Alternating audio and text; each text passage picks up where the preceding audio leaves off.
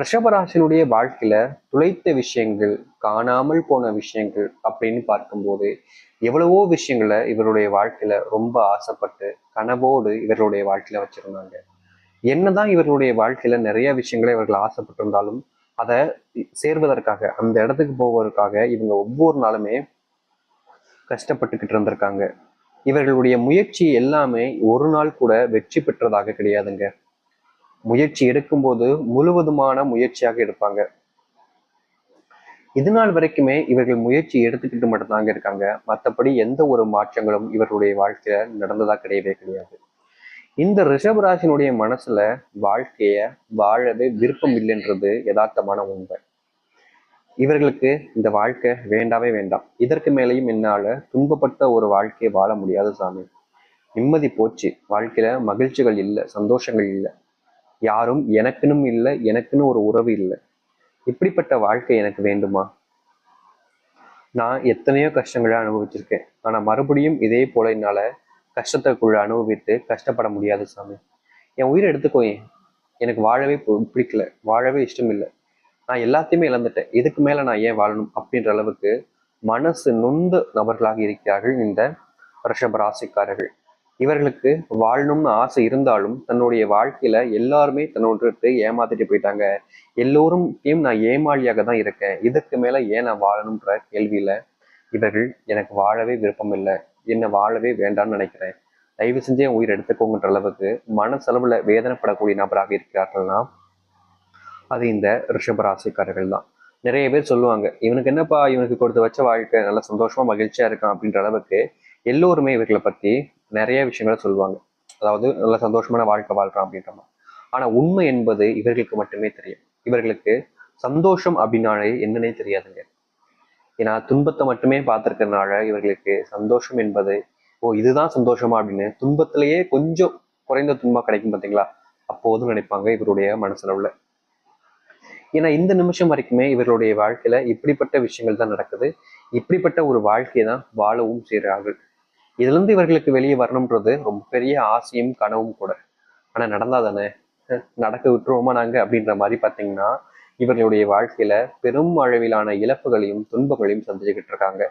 ஆனா இனி வரக்கூடிய காலங்கள்ல இந்த ரிஷபராசனுடைய வாழ்க்கையில இது போன்ற கஷ்டங்கள்ல இருந்து, துன்பங்கள்ல இருந்து எவ்வளவோ விஷயங்கள் மாறப்போகுதுங்க. நீங்க ஆசைப்பட்டபடி ஒரு வாழ்க்கையை உங்களுக்கானதாக மாற்றிக்கொள்ள போகிறீர்கள்.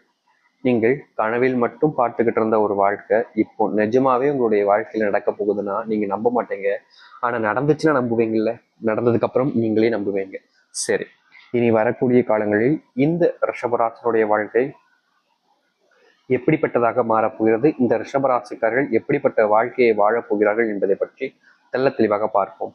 அதற்கு முன் நம்முடைய சேனலுக்கு நீங்கள் ஒரு புதிய பார்வையில் இருப்பினும் இதுவரைக்கும் நம்ம சேனலை சப்ஸ்கிரைப் பண்ணாமல் பார்க்குறன்ற போதும் சேனலை மறக்காம சப்ஸ்கிரைப் பண்ணிக்கோங்க. பக்கத்தில் இருக்கக்கூடிய பெல் ஐக்கானை கிளிக் பண்ணிக்கோங்க. அப்போதான் நம்ம போடக்கூடிய அனைத்து தகவல்களும் உங்களுக்கு நோட்டிஃபிகேஷனாக வந்து கொண்டே இருக்கும். முடிஞ்ச அளவுக்கு வீடியோவை ஸ்கிப் பண்ணாமல் பாருங்க. ஏன்னா அப்போதான் நம்ம சொல்லக்கூடிய விஷயங்கள் அனைத்தும் உங்களுக்கு தெள்ள தெளிவாக புரியும். ரிஷப ராசிக்கார நேயர்களே, இந்த ரிஷப ராசினுடைய வாழ்க்கையில முதலாவது மாற்றமே எங்க தெரியுமாங்க ஏற்பட போகுது? இவர்கள் எந்த இடத்துல தன்னுடைய வாழ்க்கையை மொத்தமாக இழந்தார்களோ அதே இடத்துல இவருடைய வாழ்க்கையில அதிர்ஷ்டமும் நல்லதும் நடக்கும். அதாவது ரொம்ப எளிமையா சொல்ல போனா இந்த ரிஷபராசனுடைய வாழ்க்கையில நிறைய இடங்கள்ல மரியாதையை இழந்திருப்பாங்க. முக்கியமா மரியாதை இழந்ததோடு சேர்த்து இந்த ரிஷபராசனுடைய வாழ்க்கையில எதற்காக முயற்சி பண்றாங்களோ அந்த முயற்சிகளை தடுப்பதற்கான பல நபர்கள் சூழ்ந்திருந்திருப்பாங்க. அப்படிப்பட்ட இடங்களிலேயே இந்த ரிஷபராசனுடைய வாழ்க்கையில மாற்றங்கள் என்பது தொடங்க ஆரம்பிக்கும்.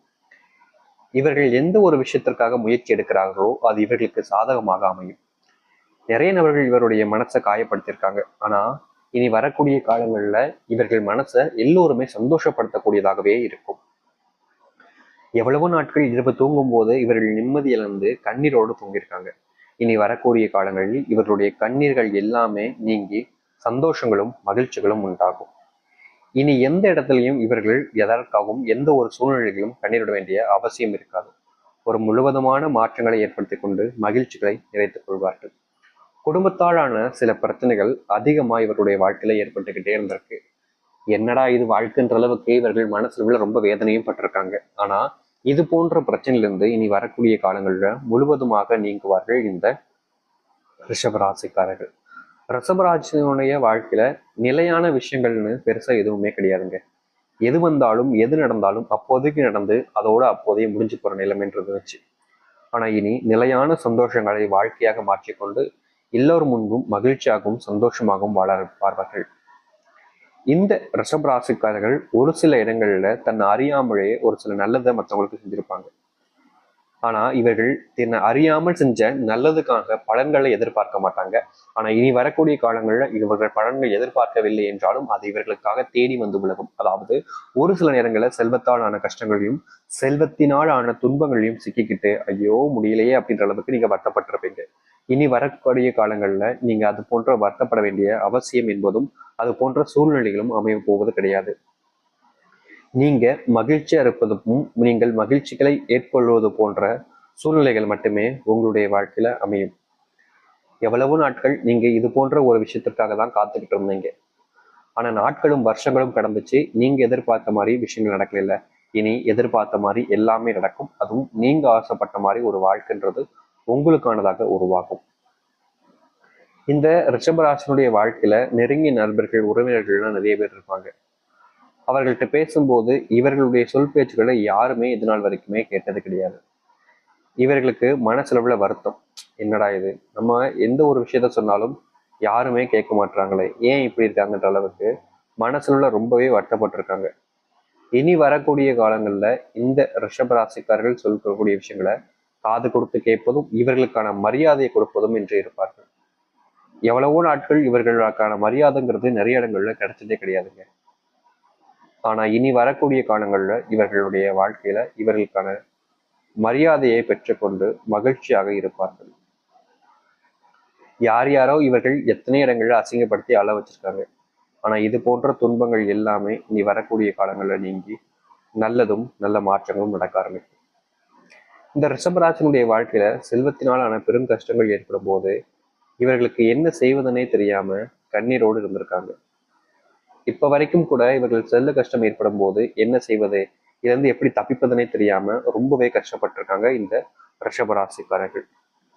ஆனா இனி வரக்கூடிய காலங்களில் இருக்கக்கூடிய செல்வத்தினாலான கஷ்டங்களும் சரி, செல்வத்தினாலான துன்பங்களும் சரி, முழுவதுமாக இவர்களுடைய வாழ்க்கையிலிருந்து நீங்கி மகிழ்ச்சிகளும் சந்தோஷங்களும் உண்டாகும்.